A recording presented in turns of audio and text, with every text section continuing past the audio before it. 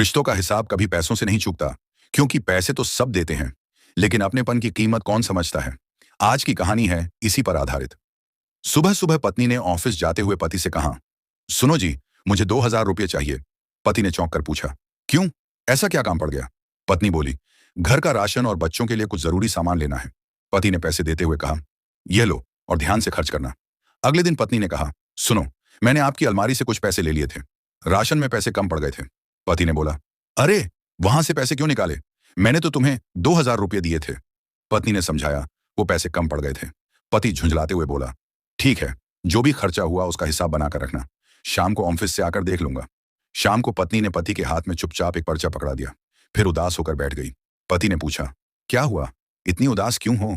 पत्नी की आंखें भर आईं, आज मुझे पापा की बहुत याद आ रही है। पति ने हैरानी से कहा, अचानक क्यों। पत्नी बोली, जब मैं छोटी थी पापा मुझे पॉकेट मनी दिया करते थे।